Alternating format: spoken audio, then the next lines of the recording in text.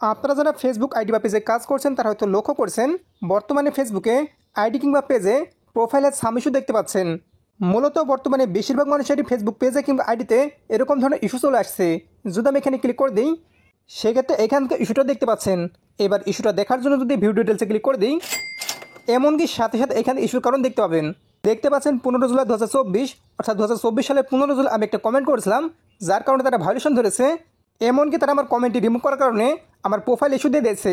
অর্থাৎ আপনারা বুঝতে পারছেন 1 বছর হয়ে যাওয়ার পর আমাদের প্রোফাইল ইস্যুটা দেখাচ্ছে। একইভাবে আপনার যে কোনো পোস্টের কারণে হতে পারে। মূলত আমার ফেসবুক প্রোফাইল থেকে অনেক আগে ইস্যু চলে গেছিল, তারপর নতুন করে আবারও চলে এসেছে। একইভাবে আপনাদের অনেকের ক্ষেত্রে এরকম হয়েছে। আর যদি নতুন করে কোনো কারণ দেখায় তবে সেক্ষেত্রে অপশানে আপনারা দেখতে পাবেন, অবশ্যই সেখানে ক্লিক করে দেবেন। এমনকি টেক অ্যাকশনে ক্লিক করে দিয়ে আপনার চাইলে আপিল করতে পারবেন। সেক্ষেত্রে সেই কমেন্ট বা পোস্টটা যদি ফেসবুক কমেন্টের বিরুদ্ধে না যায় তাহলে আপনার আপিল করার মাধ্যমে আপনার প্রোফাইল বা পেজ থেকে ইস্যুটা রিমুভ করতে পারবেন। যেহেতু আপনারা দেখতে পাচ্ছেন আমারটা মতো অনেক আগে দেখাচ্ছে, একইভাবে যাদের মতো আগে দেখাবে তার কী করবেন। শুরুতেই বলি আপনার আইডি বা পেজের কোনো সমস্যা হবে কি না। তো এখান থেকে লক্ষ্য করবেন রিকমেন্ডেশন এখান থেকে অ্যাক্টিভ দেখাচ্ছে, এছাড়া মোটিভেশন অ্যাক্টিভ দেখাচ্ছে। যদি আমি সেখানে ক্লিক করে দিই এমনকি লক্ষ্য করুন your profile is active and earning, অর্থাৎ আমার ফেসবুকে মনিটাইজেশনের কোনো সমস্যা নেই। এছাড়াও আমার ফেসবুকের পোস্টগুলো ফেসবুক থেকে রিকমেন্ডেশন করবে, যেটা আপনারা এখান থেকে অ্যাক্টিভ দেখতে পাচ্ছেন। যদি আপনার আইডি বা পেজে এরকম অপশন দেখতে পান তবে সেক্ষেত্রে বুঝে নেবেন প্রোফাইল কিংবা পেজে ইস্যু থাকার পরও কোনো ধরনের সমস্যা হবে না। যেহেতু এটা অনেক আগের ইস্যু, প্রায় 1 বছর হয়ে গেছে, এটা রিমুভ হয়ে যাওয়ার পরও নতুন করে চলে এসেছে। অর্থাৎ এটা ফেসবুকের টেকনিক্যাল সমস্যা হতে পারে। যদি এটা টেকনিক্যাল সমস্যা হয়ে থাকে তবে সেক্ষেত্রে খুব শীঘ্রই এটা অটোমেটিক রিমুভ হয়ে যাবে। আর যদি রিমুভ না হয় সেক্ষেত্রে আপনারা কাজ চালিয়ে যাবেন, আপনার আইডি বা পেজের কোনো ধরনের সমস্যা হবে না। কিন্তু যেহেতু অনেক আগের এটা ইস্যু দেখাচ্ছে, ইস্যুটা রিমুভ করার জন্য আমরা চাইলে ফেসবুকের কাছে রিপোর্ট করতে পারি। আর তার আগে অবশ্যই আপনি ফেসবুকে ইদানিং যে সমস্ত পোস্ট করেছেন, বিশেষ করে আপনি যদি আপনার পেজ বা আইডিতে দুর্ঘটনার জন্য কোনো পোস্ট করে থাকেন অবশ্যই সেই পোস্ট ডিলিট করে দিবেন। সাবস্ক্রাইব করুন আমাদের চ্যানেলটি, পাশের বেল আইকনটির উপর ক্লিক করে দিয়ে অল সিলেক্ট করে দিন পরবর্তী ভিডিও নোটিফিকেশন সবার আগে পাওয়ার জন্য।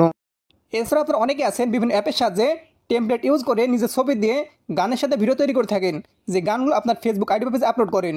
এই সমস্ত ভিডিওগুলো যদি থেকে থাকে অবশ্যই আপনারা ডিলিট করে দিবেন।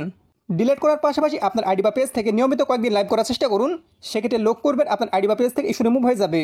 এবার পুরনো ইস্যুর জন্য ফেসবুক কাছে রিপোর্ট করার জন্য আপনার এখান থেকে বেরিয়ে আসবেন। বেরিয়ে আসার পর এখান থেকে মেন অপশনে ক্লিক করে দেবেন, এমনকি নিচের দিকে স্লাইড করে চলে আসবেন। আসার পর দেখতে পাচ্ছেন হেল্প অ্যান্ড সাপোর্ট অপশনে ক্লিক করে দেবেন। এরপর কিন্তু শুধু সাপোর্ট অপশনে ক্লিক করে দেবেন। সেক্ষেত্রে লক্ষ্য করবেন রিপোর্টেড টেকনিক্যাল প্রবলেম অপশনে ক্লিক করে দেবেন। এমনকি এবার এখান থেকে ইনক্লুড অপশনে ক্লিক করে দেবেন। সেক্ষেত্রে অনেকগুলো অপশন পেয়ে যাবেন। এবার এখান থেকে যদি আপনার পেজ হয়ে থাকে তবে সেক্ষেত্রে পেজ সিলেক্ট করে দেবেন, আর যদি আইডি হয়ে থাকে তবে সেক্ষেত্রে প্রোফাইল সিলেক্ট করে দেবেন। সিলেক্ট করে দেওয়ার পর দেখতে পাচ্ছেন আপলোড ফ্রম ফোন অপশনে ক্লিক করে দেবেন। এমনকি ফেসবুকের ইস্যুজনিত সমস্যার স্ক্রিনশট আগে থেকে তুলে রাখবেন, পাশাপাশি আপনার ফেসবুক আইডি বা পেজের স্ক্রিনশট আগে থেকে তুলে রাখবেন। এরপর এখান থেকে সিলেক্ট করে দেবেন। একইভাবে সবগুলো আপলোড করে দেবেন। আপলোড করে দেওয়ার পর দেখতে পাচ্ছেন ডিসক্রাইব দ্য ইস্যু অপশনে ক্লিক করে দেবেন। এবার আপনাকে একটা লেখা লিখতে হবে, লেখাটা আপনার প্রথম কমেন্টে পেয়ে যাবেন কিংবা এই ভিডিওর ডিসক্রিপশনে পেয়ে যাবেন। অবশ্যই লেখাটি দিয়ে দিবেন। শেষে দেখতে পাচ্ছেন আমার নাম দিয়েছি, আপনারা আপনার নাম দিতে পারেন কিংবা আপনার আইডি বা পেজের নাম দিয়ে দিবেন। যারা মূলত পেজের জন্য করবেন তারা ওপরের দিকে প্রোফাইল লেখার জায়গায় আপনারা পেজ লিখে দিবেন। এরপর এটার মতো সেন্ড করতে হবে। এর জন্য এখান থেকে ওপর দিকে লক্ষ্য করুন অপশনে ক্লিক করে দেবেন। এমনকি দেখতে পাচ্ছেন ফেসবুকের কাছে চলে গেছে। একই নামে প্রত্যেকদিন 2-3 বার করে দিনের বিভিন্ন সময় এই কাজটি করতে থাকবেন। সেক্ষেত্রে এটা তাদের নজরে আসলে তারা আপনার ইস্যুটি রিমুভ করবে, এমনকি রিমুভ করার মাধ্যমে আপনার ইস্যুটি রিমুভ করে দেবে।